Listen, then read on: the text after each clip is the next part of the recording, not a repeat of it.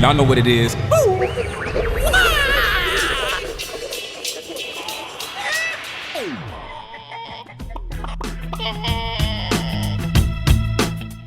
Hey everyone, and welcome back to Eggs.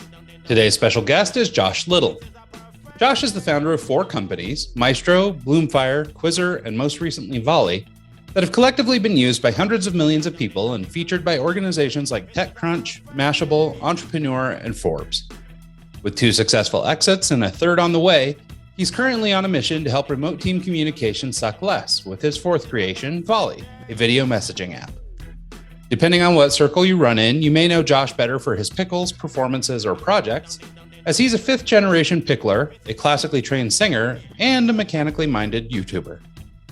Joining us today for a conversation about bringing the future of work into the present, how to 2x your team's productivity, and how we can reduce the number of meetings in an organization by up to 50%, allowing us to meet less and communicate more. Please join us in welcoming to the show, Josh Little. Hey, Josh, how are you, man? So good. Thanks for having me. Excellent. Absolutely. Thrilled to death to have you. We were talking a little bit before the show. It's kind of funny that, technology has allowed us to have these long distance podcasts, yet we're more or less in the same area and could have been doing this in person. So it's funny. Technology has allowed us to be maybe further apart than ever. Right. Yeah. It's amazing. And since we are in the same geography, I have to ask, is the title of the show, is it Eggs? Or as they say in Northern Utah, eggs. We're probably more akin to Northern Utah. We're from both Mike and I are from. Well, I'm from Idaho originally. Mike's lived in Idaho most of his life, so we're eggs people. Yeah. Okay. Good. Yes. My wife and I have that debate. I'm from Michigan. She's from Utah. So is it eggs or eggs? Yeah. No. Well, I guess potato, I suppose. Yeah. Right. So, but no, we're eggs people. So, but anyway, so cool. So Josh, let's just talk a little bit about sort of, let's establish, who you are, what you do. Sure. Yeah. So I'm an entrepreneur, as the intro stated. And in the fast pace of tech startups, the intro is a interesting mile marker to how fast startups move, because we booked this podcast a few months ago, and at the time that was the story of Volley, like teams and productivity. Since we've been taken over by a whole new crop of users who are YouTubers, creators, coaches using Volley for community and masterminds and group coaching, and they are just running with the app. So they're outpacing anything teams can do. So that's all to say, kind of the wild world I'm in. I started a career as a teacher. I taught in public school for a year, realized that wasn't it. And then tried to figure out what on earth someone with this skill set could do for the world. So it turns out sales. If you can motivate 11th graders not to burn down a school, you can motivate someone to buy a thing. And so I was fairly good at sales and went to 3 Fortune 500 companies in sales and sales training roles. And then just had that itch that just couldn't be scratched without starting my own company, and eventually left to start my first company, Maestro, which became a very profitable service company, e-learning company. And from the profits of that, we built a software company called Bloomfire, sold that in 2011, thought I was done, took a year off, got bored, got back on the saddle, built a company called Quizzer, took that to 200 million users, and like crazy, every publisher in the world was using Quizzer for a little while, and got voted off the island. That's a book and a story in itself. Depression, took 4 years off, spent 2 years trying to find the right opportunity to kind of get back up to the plate and crank one over the fence. So I looked at about a dozen different opportunities for weeks or months at a time, tried validating things until the idea for Volley came, and it was just too good. Like, the world needs a better way to communicate that's flexible and face-to-face, the richness of talking, the flexibility of texting. And pandemic hits. Okay, let's go. Let's build it. So that's where we were 20 months ago. And yeah, brings us to today. That's crazy. That's awesome. That's an interesting switch from being a teacher and then getting into tech. Can you maybe talk about? I think Mike froze for a second, but I wonder, I think he was going to maybe try and lead into what I was going to ask too, which is, you've got this experience as a teacher. which basically means you know how to explain things. As you mentioned, you worked in e-learning. I saw that you worked for a couple of other companies in roles where you were teaching. Yep. And then, here you start, deciding to create tech companies, things like that. But obviously, I mean, as a teacher, I guess you're set up for learning, but like, how do you step into that realm? I mean, is your role in a tech company still just kind of sales, or are you now a technical mastermind that's building apps and products? Not a technical mastermind, because maybe one of my engineers are listening, so I can't front. And I did, after I sold Bloomfire, I did try to learn to code for like 2 months, and then realized, I could probably get on top of this mountain, but the peak moves every day, and you have to just keep hiking your whole career. And I don't want to do that. I'm good at all of the rest of the things that tech company needs, which is like marketing and sales and casting a vision and recruiting a team and raising money and all of those other things that a startup needs. And I can just partner with people that know how to build the product and design the product. So it is a long stretch and crazy story. Like when I started at Stryker, I was selling computer assisted brain surgery platform, like $1 million GPS for the body, 3D charts and like sub-millimeter accuracy instruments that we were using. And I had to ask one of my managers there, like, how do you burn a CD? Do you just like drag a file to that little CD thing? So I am not a technical mastermind. I'll leave that to the technicians. But investors say that there are a few that can kind of cast an infectious vision and recruit a killer team as well as I can. So we'll go with that. Yeah. Well, yeah, I think I froze initially in my initial question. What I was getting at is, what were some of the challenges that you really had to overcome with that first app and the learning curve with going from sales and teaching to being someone that's starting a product? Well, luckily I kind of had a transition. And, when I speak at universities, I'll tell students this, like, if you have an idea for a product company, start a service company instead. Like, find that industry, that niche, go in there and then build a service somewhere around the vicinity of the product that you want to create. Get some revenue, find some customers, learn more about the space. Unless you're just a total expert, which almost no 20-year-old is, start a service company first. It really worked well for me. And that's kind of what led me to Bloomfire. So with Maestro, we basically created e-learning courses, content for medical device and pharma companies. That was the first couple of years because I came from medical and pharma, and so did my co-founder, Jen. So it was an easy call point. We got to work with the who's who of medical and pharma companies and create content for them. So it was just like, hand us your binders and your CDs and we'll make e-learning and hand it back to you. And that's the dream. That's what I wish, that's the company I wish existed when I was a training manager at Stryker, trying to like scale what we were doing. And e-learning was it was like hiring 5 vendors and working with the 3D animator and the videographers. And I was like, what the crap? I don't have time for this. I've got a training program to run. So that was kind of the beginning experience of like, what does a designer do? What does an engineer do? How do they work together on a team? How do we create a work product that works, that our customers are willing to pay us tens, if not hundreds of thousands of dollars for? So it was a safe space for me to not only gain traction in a market, but also to have revenue. It was a very profitable company to be able to hire those people and to learn and to build a little network of talented people. Then when the idea for Bloomfire came, if Maestro is solving for the 10% of what you learn to do your job that actually comes from quotes training, the other 90% that come from like a text message or that video this person created or this conversation we had around the water cooler, totally unstructured, totally social. How do we pull that together? And that was the idea of Bloomfire. What if we could like collect your organization's brain and make it easy for anyone to share information across any organization, like closed social for your company? And because I had revenue, because I had, capital to start the company, because I knew engineers and designers already, I had already kind of addressed the learning curve that a lot of people have have to overcome when they first start a product company. And so there is a big wall that you have to go up from going from working at a company to like creating one, especially if you're not an engineer and don't know how to code. That's a whole new world, like building software. How does that work? How do we ship things? What's the cadence? How do we even work together as a team? I was able to learn all of those things in a service company, which, kind of helped pay dividends over the years in building product companies. I like that. Thank you for that. So were you already really entrepreneurial, or how did you determine that you were even capable of starting a business, given that you'd started a career as a teacher? No, I was and wasn't. So there was the entrepreneur word. That wasn't a word I used until I was in my late 20s.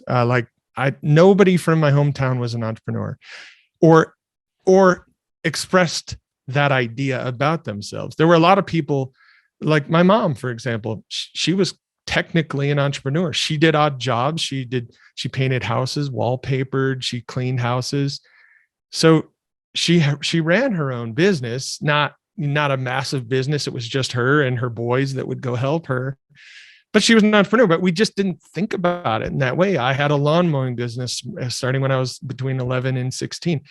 So was an entrepreneur. We didn't know that. So the only options I saw growing up in Jackson, Michigan, were you either work at the power company like my dad did, you work at the prison like other people's dads did, or you become a teacher, or work at restaurants where I worked at Red Lobster. Like that wasn't interesting long-term for me. So, okay, I picked teacher.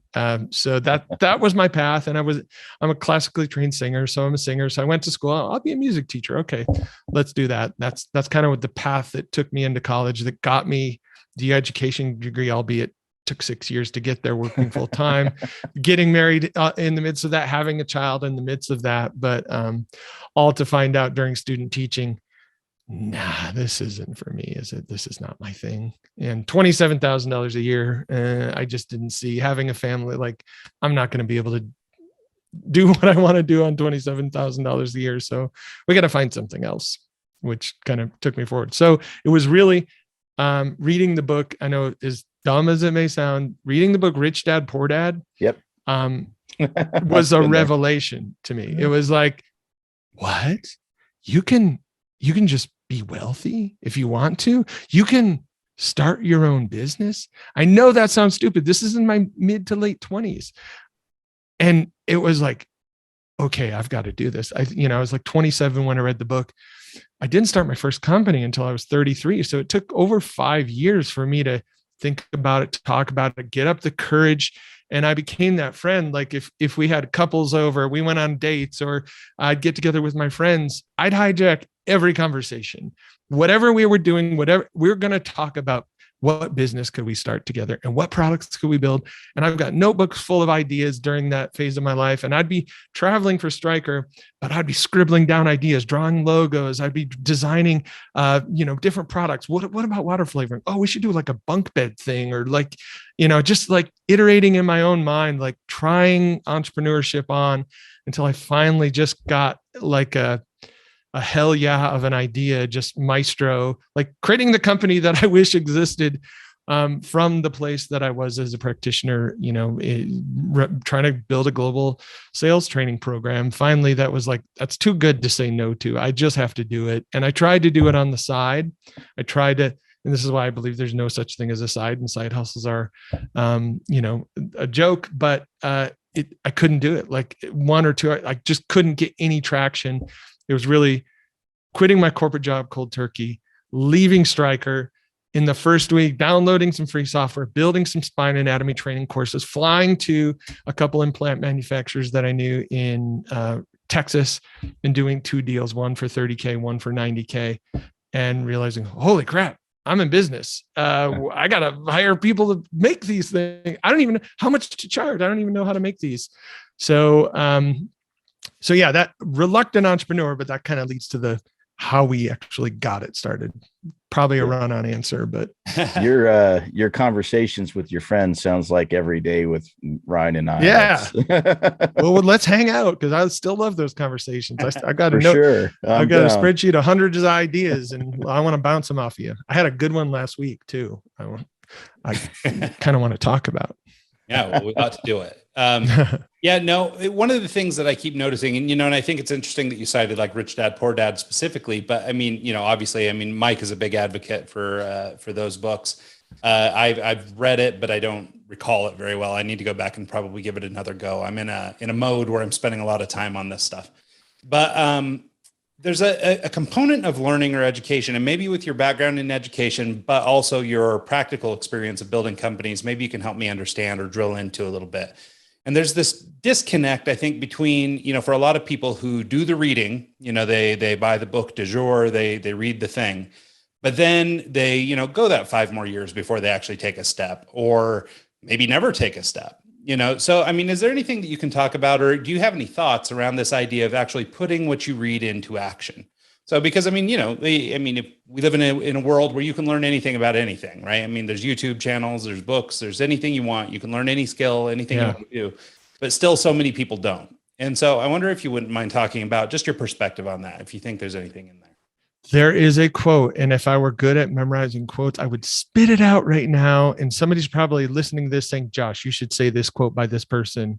And, I'm thinking but it's something like, read fewer books, do more from the books, or do 10% of the books that you read, or something like that every time I hear that quote, I'm like, yes, that's what I try to do. And I am amazed when, so certain books like you, Ryan, like Rich Dad Poor Dad may not have clicked for you just based on, like, if in Utah, it's a total different place than Michigan. It really is. And that's why I live here now. That's why I moved here 10 years ago. I was like, holy crap, it's happening there. And I couldn't find anyone to sell SaaS or market a SaaS product in Michigan. You can find medical device people, you can find automotive supplier people, but not like software as a service people. Here, they're like on every corner, somebody who knows how to sell a SaaS product and, generate leads and what? Okay, well, I guess let's go. So I think depending on what water you've been drinking, some books, some knowledge may or may not be that impactful. But for me at that time, that book was, and I absolutely do it. Like I'm like I read every book I read, I come away with like new to-dos and new things I'm going to put into place. And it kind of wears my wife out. And I know people who they read a lot of books, but they change almost nothing. And it's like, oh yeah, I read Atomic Habits. And what did you do? It was a good book. What? You're not doing push-ups now? What? You're not? Oh, like I'm on 14 push-ups a day right now, and it's really sticking for me. And I really think, I really try to apply these learnings, and I appreciate how much effort goes into writing a book. And I know there's a lot of books that are written that really don't need to be written, but for someone who's thoughtful, I think, if they've taken the time to pull it together in a book, there's probably something there for me. So I just finished Can't Hurt Me, David Goggins last night. And right before that was, I'm also reading, I started Born to Run last night. And then right before that was Shut Up and Run, Robin Arzon. And yeah, I'm running right now. You can bet it. I'm not signing up for an ultra marathon at 6'3", 240 pounds, but I was going to say, be careful trying to keep up with David Goggins. That's true. I know, but I'm running, and I haven't run since 9th grade gym class, and I kind of like it. And I'm kind of trying to figure out, can I push myself beyond that boundary where I feel like I'm about to explode when I have to stop and walk? And what would happen? Do I pass out? Is that okay? Can I push those? I've got David in my ear.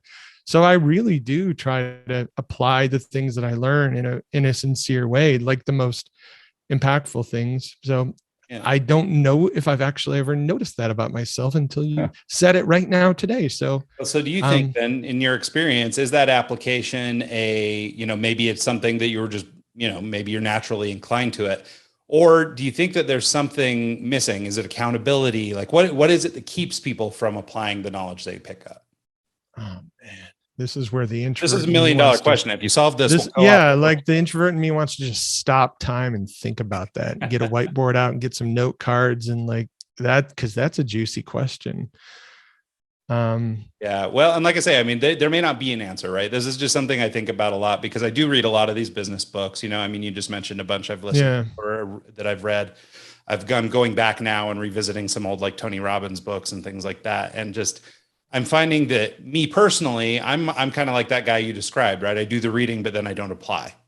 And what I'm trying to understand, not only for self-improvement, but also in helping my kids or helping people I meet, people like that who want to better their lives or improve their situation. They have access to the information because we all do. Yeah.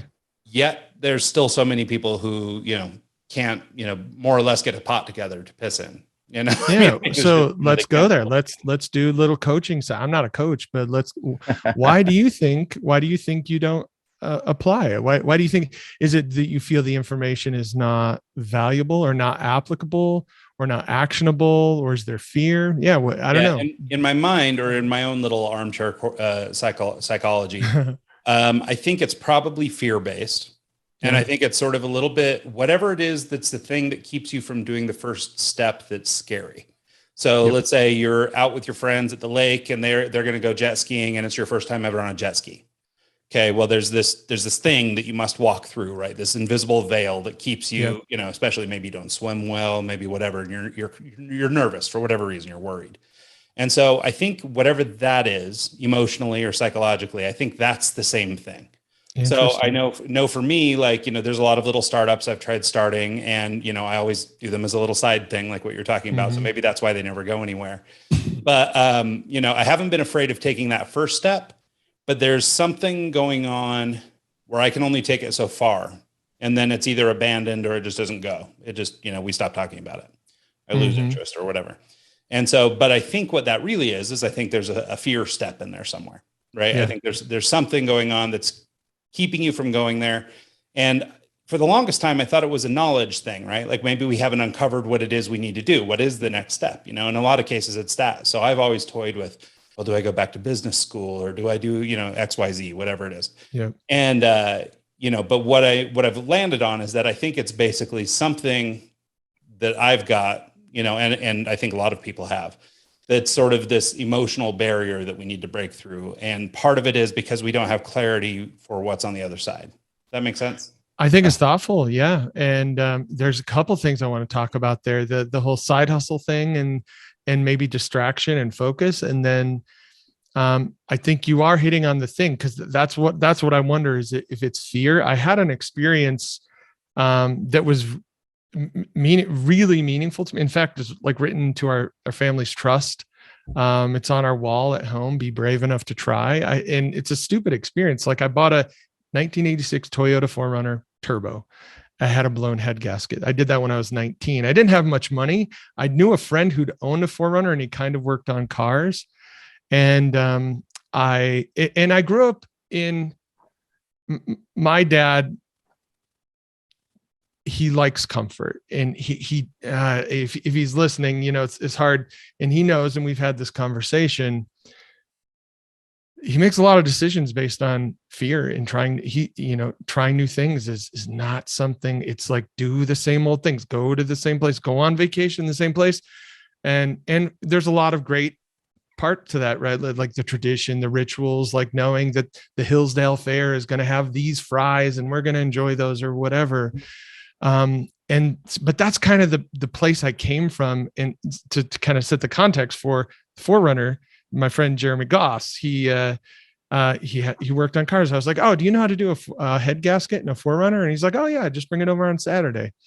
And so I got the parts and brought it over, and, under his little carport, he started digging in. Now I'd worked on cars a little bit, basic stuff, brakes and changing oil, but not a head gasket. That's like heart surgery for a car. So he starts taking stuff off and just like throwing parts. And then I see him put something back on, and I'm like, wait, do you know have you ever done a head gasket before? He's like, no.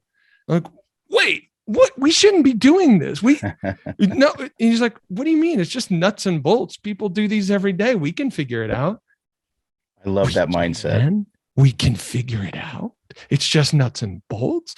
Other people can do it. We can too. What? These are new ideas. How am I getting this from a mechanic? This is interesting, right? And so that experience was some sort of turning point for me, and like just being brave enough to try and to do hard things and to push through.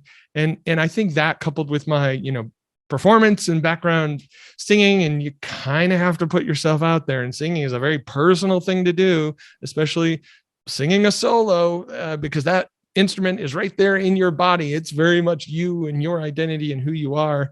So I think those things coupled kind of make me a weirdo, and that I'll try anything. And I'm like, fear.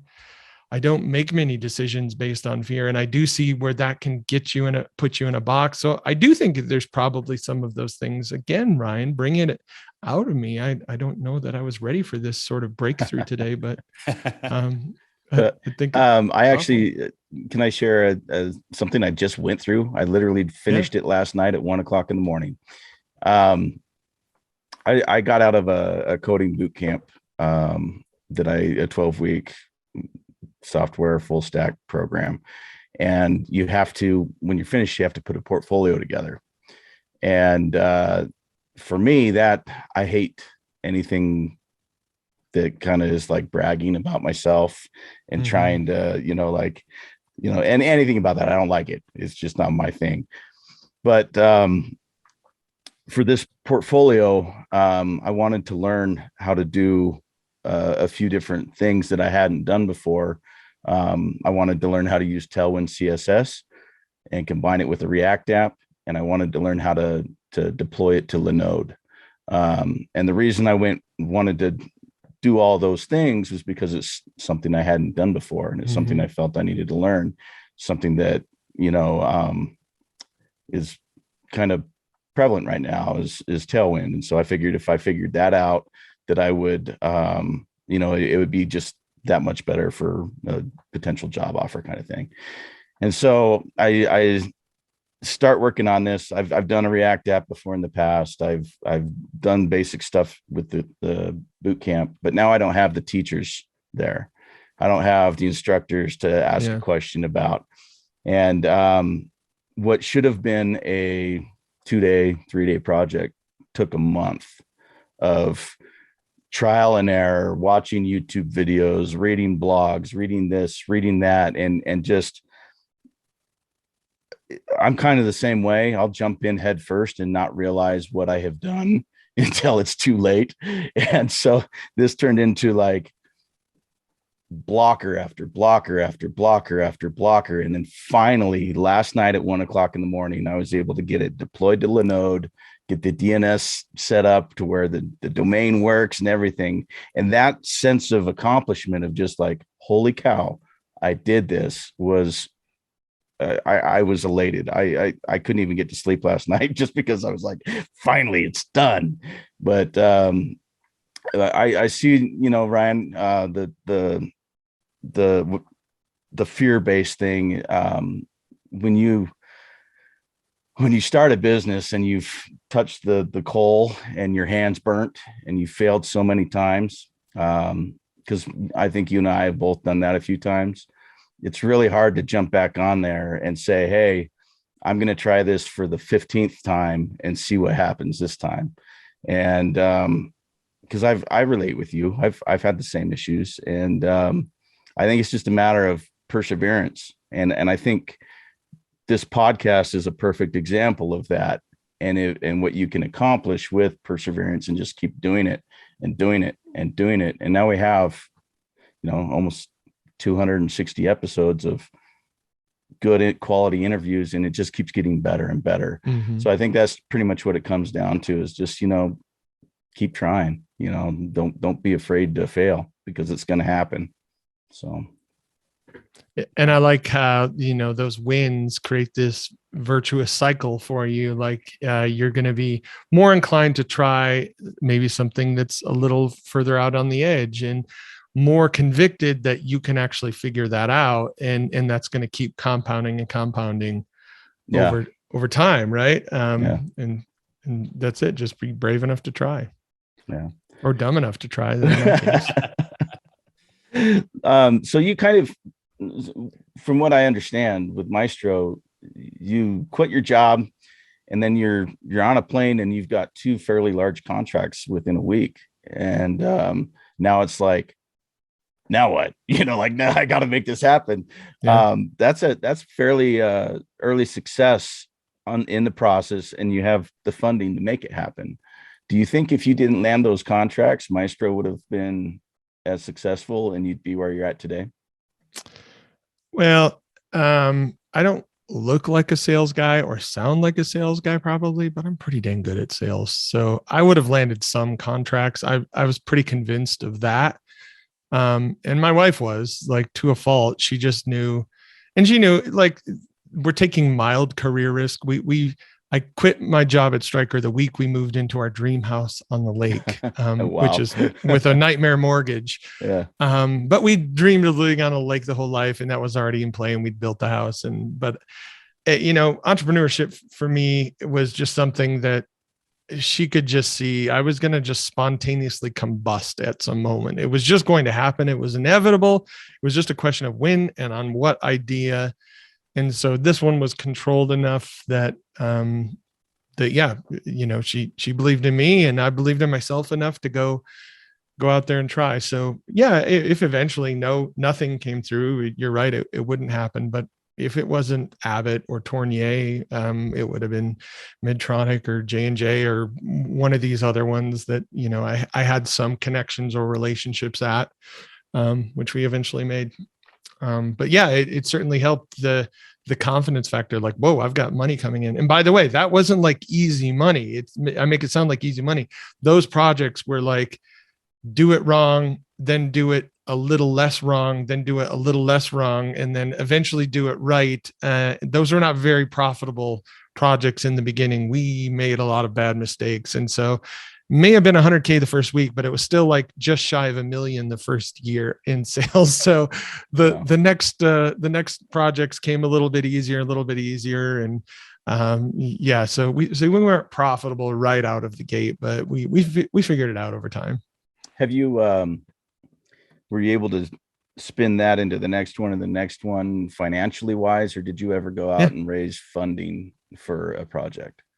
Yeah. So interesting deal and opportunity. My co-founder in Maestro, she was, kind of came from the same background as I did, and sales background as well. And so the idea for Bloomfire came. I seemed to be the right one to kind of run after that. And we were making, a decent amount of profit each month on Maestro. So I could either buy myself a new boat each month, or I could take that money and go build a piece of software. So we did take our own money. So we basically just, the deal was, hey, Jen, you run Maestro, I'll build Bloomfire, and we'll copy and paste cap tables from one company to the other, keep the profits going at Maestro, and we'll put those into Bloomfire, and we'll just see which one can run further and faster, and kind of split our bet in a way. And it worked. And, in 18 months after we got to market, Bloomfire was acquired.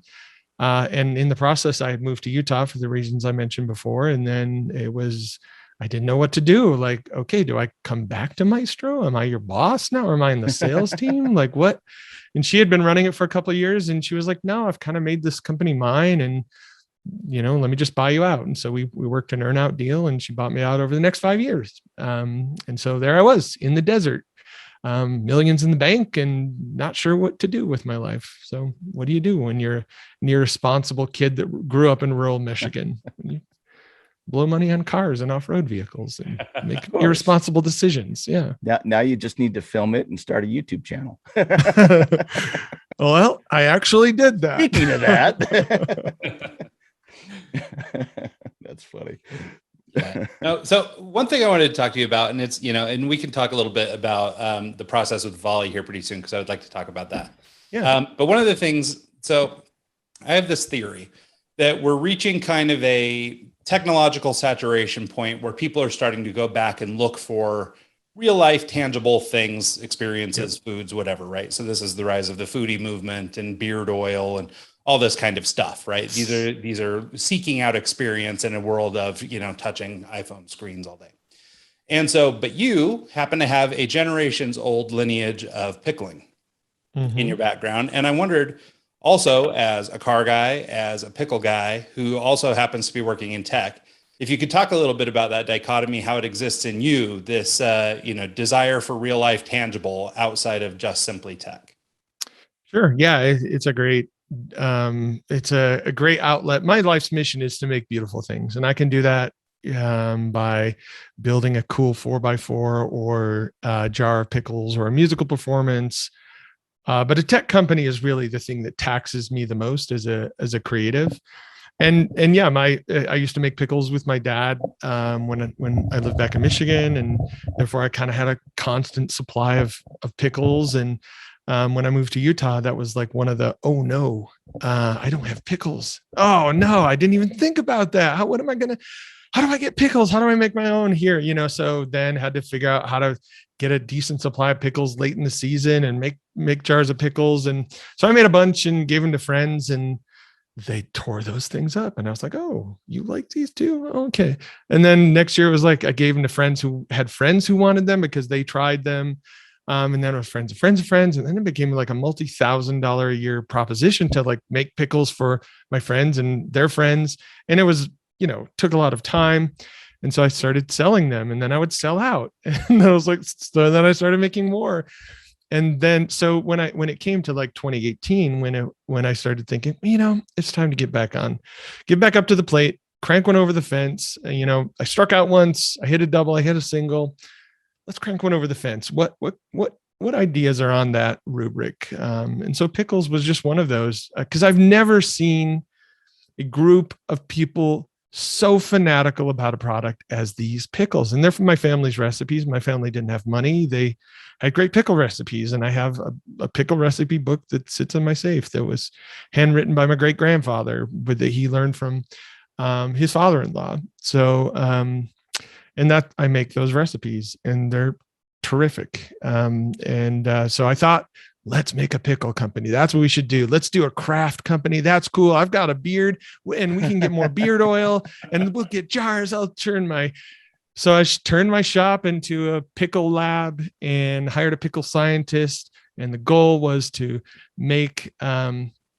build a company using my family's recipes. And I did. So I spent like 3 months doing that, figured out all the ingredients, how to make things at scale, suppliers, et cetera, put a P&L together. And if you've ever seen the P&L for a SaaS company, for a software company, and then look at the P&L for a pickle company, you're going to have a really hard time getting excited, because there's this line called COGS that's really big. And there's a line at the bottom that's like margin that's really, really small.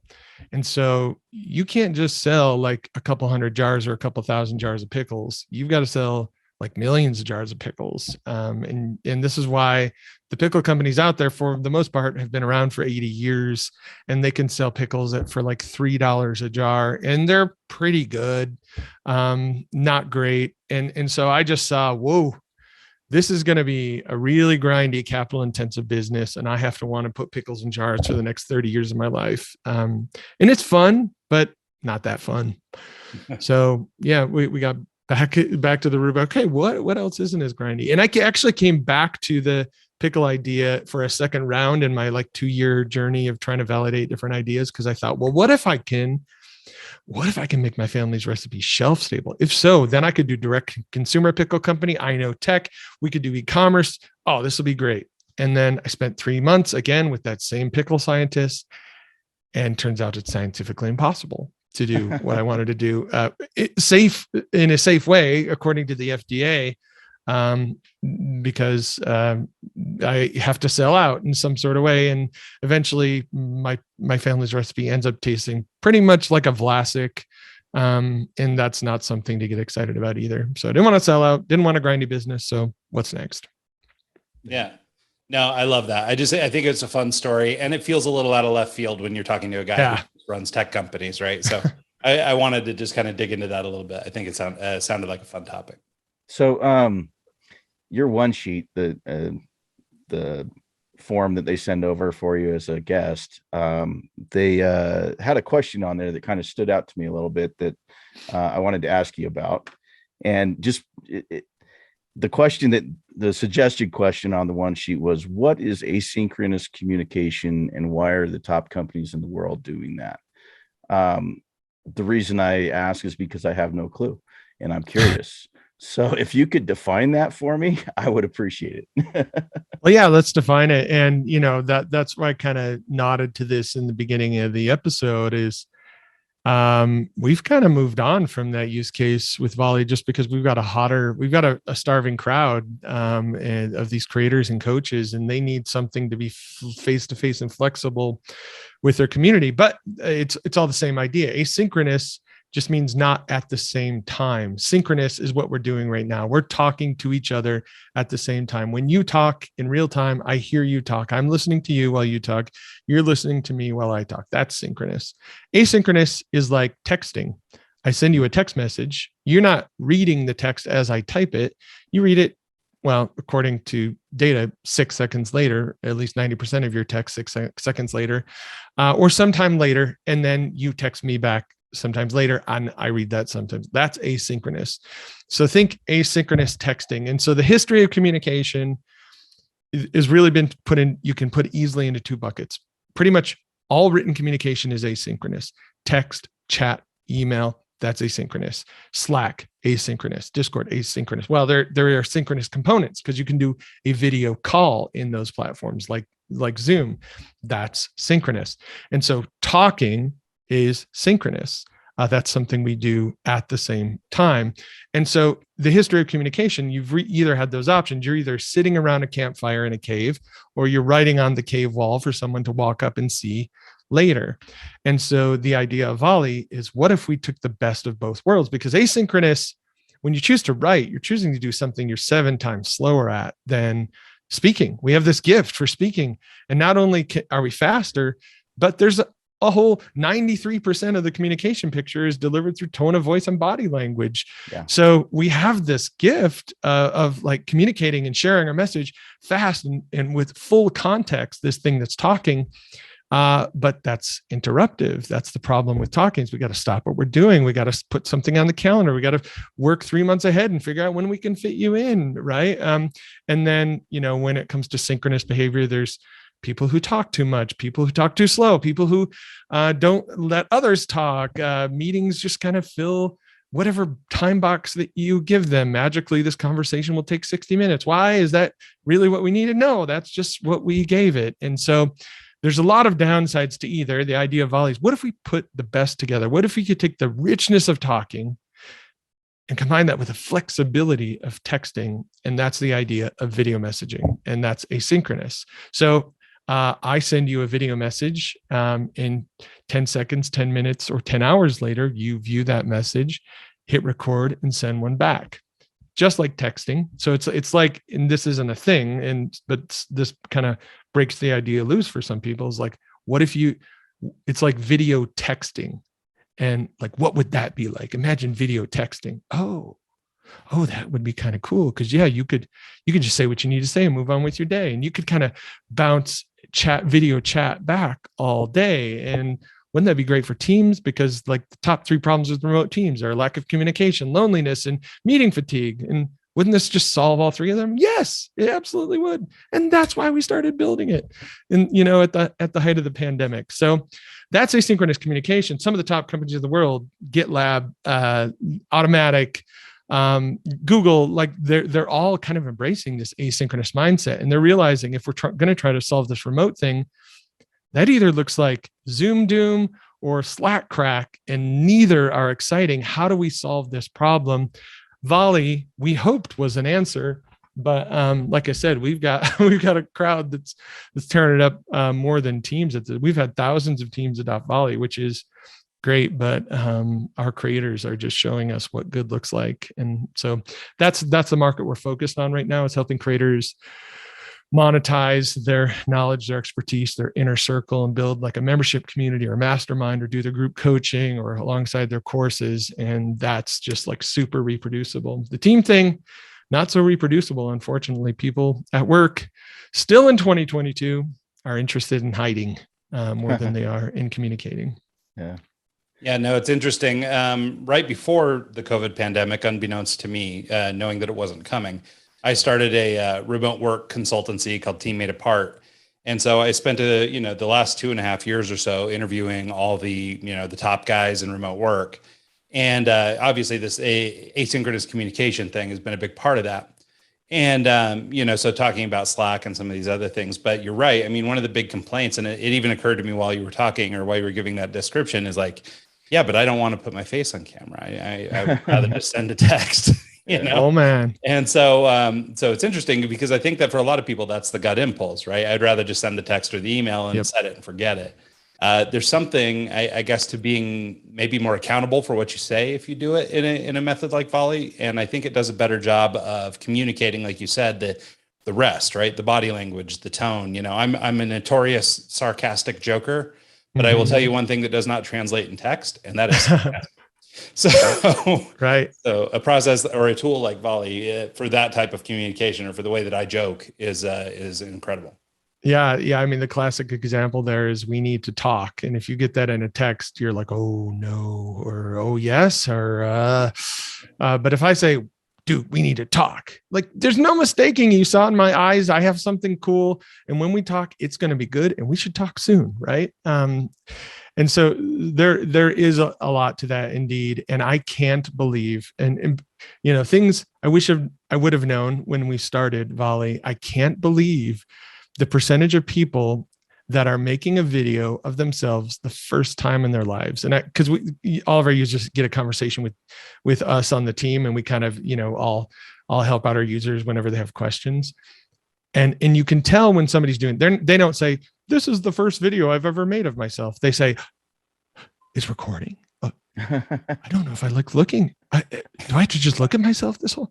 I feel like I'm just talking to myself. And they're saying these things like, and I'm like, you've made bunches of videos of someone else, but never a video, even though Snapchat, even though Marco Polo, even though you have never really interesting. And so that's what we've seen in thousands and thousands of teams. There's always one person on the team that is like, they see Volley and they're like, this is the future. This is the way we're going to solve all these problems. And they bring it into the team. And then the team, like a good percentage of the team, marches them out of town because, like I said, they're still interested in hiding. You can hide behind a Slack message. You can sit for 10 minutes and obsess about your bullet point, or get that word right and think about it and say, is that right? Should I send that? Okay, I sent it, right? And or you can leave your camera off on a Zoom meeting. You can take your cheap shot. But when you hit record in Volley, you're on, baby. And if you don't have something to say, you're going to get freaked out. And you're going to think this thing is from the devil. And you're going to tell this person who thought it was the future of communication how they are so wrong and this is evil and whatever. And we saw it team after team after team. And we're like, okay, we're ready. Technology is ready. Unfortunately, the culture of work is not ready yet for most teams. Now, there's still many teams using Volley and it's great. But the reproducibility we found with that use case being so low, we're like, okay, well, we'll come back to you later. Yeah, well, and I'd like to sort of dig in a little bit on that. I mean, the way you've discussed it here, it's pretty flippant, this idea that, oh, well, our use case just changed, so now we're chasing that. I'm thinking of the Gallimimus in Jurassic Park, just switching with the winds, but I think that first of all takes a little bit of courage and is maybe a bigger decision than a lot of people would think, right? I mean, I think a lot of people get sort of married to their ideas and they launch a brand or a product or a service or whatever, and they believe it's supposed to be X. So we're going to chase down X, come hell or high water. But the way you're discussing this pivot or this adaptation, I wonder if you'd talk a little bit about the decision-making process Sure. that goes through that. Yeah. Well, luckily I've been like swat right upside the head with one of these in the past. So I'm kind of looking for it now, or just, making sure I'm not broadsided. So Quizzer, we built a quiz tool for teachers and trainers. Like Quizzer, the early days of Quizzer had like LMS like functionality in it. And I was like pitching it to all my e-learning friends and they kind of gave it blank stares. And they were like, well, what levels of Kirkpatrick's evaluation system does this satisfy? And I was like, no, you don't get it. It's the world's simplest quiz tool. Make a quiz embedded in your website. That's it. And KSL did that. They picked up a quiz, made a quiz. I forgot what the first one was about, but something about travel in Utah, embedded it in their site, and boom. And then they called me the next day. They're like, dude, do you know what you have? We got double the traffic on this quiz than any of our top articles of the day. This was nuts. We're going to start running these every day. So then other local publishers started to do that because everyone kind of watches KSL. They're kind of a top tier local pub. And then, so they started embedding quizzes in their website, and then national pubs. And then pretty soon we got Gawker and ESPN and Time and Today Show. And we're like, holy crap. And that's why like we went to hundreds of millions in months. And it was a crazy, crazy ride. So this is where I built it for teachers, but publishers had a different idea. And there's no way I'm going to say, no, publishers, that's stupid. I'm going to keep talking to these people about their Kirkpatrick's valuation system or whatever it is they're talking about, right? I mean, and it makes sense on a logical level, right? I mean, if client A isn't buying your product, but client B is, right? I mean, pivot to client B. But I do think that it's certainly there's an ego component that might keep somebody from doing that. And it seems that you've come to grips with that part. Well, sure. And I think it's really hard to know when you're there because, and Marc Andreessen, I'm going to murder his quote, but like I murdered whoever said that quote earlier. But it's like product market fit, you know when it's happening. It's unmistakable. Things are flying off the shelf. You can't keep up. Your servers are crashing. That was happening at Quizzer, right? Like you have it, just go. But you're not, when it's not happening, you kind of aren't sure. And you're asking like, is it happening? And the sales feel a little soft and users aren't using the product like you hoped or intended and these sorts of things. And that doesn't, there's rarely a case when like no one will use your product. No one will buy your product. That's very, very, very rare, right? Usually you can like twist someone's arm into buying or using a product and then they kind of use it. But that's that stuck in the middle place that's really hard to know when you're there. And it's hard to know, like, is this really working? And we were kind of there with teams. It's like, yeah, we've got thousands of teams. Look at these logos. These are, Apple and Facebook. Oh my gosh, somebody from Amazon's you. Oh my goodness, look at this. And so it's easy to like get caught in vanity metrics. Look how many users and but that doesn't matter. You've got to dig deeper and look at like really how are they using it. And the unfortunate thing, we kept seeing the Volley team, our team of 11 people, be the top team every week, like in terms of engagement. We're like, that shouldn't happen. That shouldn't happen. Somebody should be able to outrun us. And, months after months of this data and also realizing you also need to do a certain amount for yourself to like check the box that we did our best, because on paper, teams should be tripping over themselves to use Volley. Absolutely.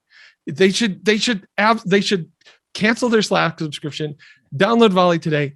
Every team in the world should be doing that. That's working remote. I believe it. And I believe someday they will come to that realization.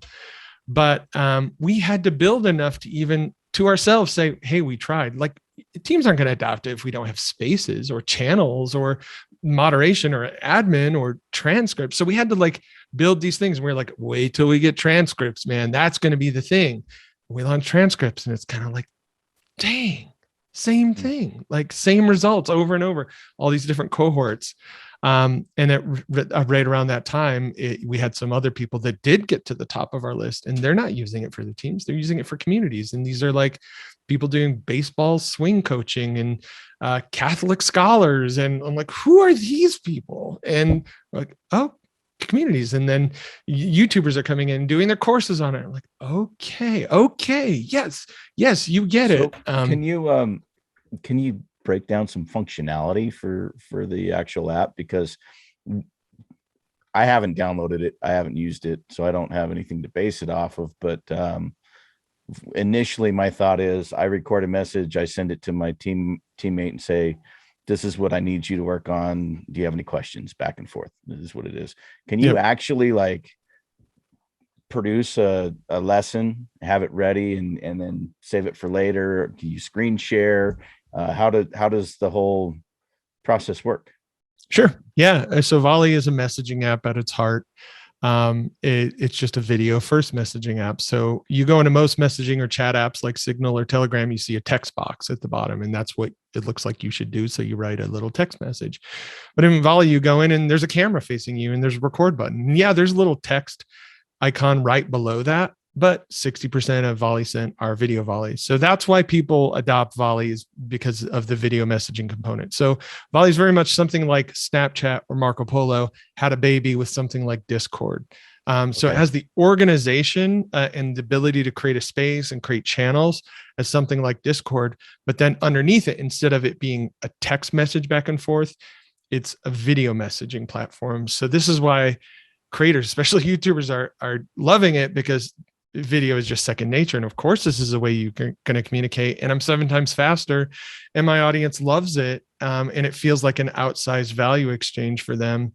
And so it's a way to be face to face like we are now, but flexible. No calendars involved. You can catch up with the conversation whenever you want to, and you can chime in whenever you want to. So can you have like one-on-one instruction with the teacher, and then is there a paywall kind of incorporated in it if you're having a subscription base, or do you need to do that through Patreon? My brain's going a million miles a minute right now, because I actually have friends that teach DJ lessons. Yeah. And this to me would be very easy for them to say, hey, you need to do this and change this. And I've seen like 8-page long text messages that this guy who's Rob Swift, we've had him on the podcast in the past. He's teaching these students, and he's sharing these messages on Instagram. And I'm like going, man, your app would solve that 100%, because he could be like, here's a physical example of me doing it. This is what you need to change. And so I think that'd be really cool to maybe implement the Patreon functionality into it as well, and have that paywall. I think it'd be and implement the affiliate link so we can get Rob Swift signed up with you guys. So as we're creeping up on the end of the time, I'd like to just sort of give you the opportunity to let people know where they can learn more about you, learn more about the app, maybe engage with you if they felt so inclined. Yeah, you bet. I mean, the best way is to download Volley, and you don't have a way to escape me. I'm all over in every community. You can just message me there. So volleyapp.com, just go check out Volley and volley me. That's the best way right now. Excellent. Well, that's great. Well, Josh, thanks so much for doing this. I mean, I'm grateful that we were able to connect. Maybe next time we'll have to do it in person, but really grateful to be able to pick your brain for a minute. And I appreciate you humoring us on sort of a, psychological level, that was a little maybe less tactical than you might have had in mind. It was great. Yeah. I think some progress was made here today on my side. I don't know, maybe your side, some therapy was exchanged. I appreciate it. Well, and Lord willing, that'll be useful for somebody out there listening to this. So thanks so much, Josh. Really appreciate you. So cool. And thanks so much to everybody who listens to the show this week and every week. And see everybody next time.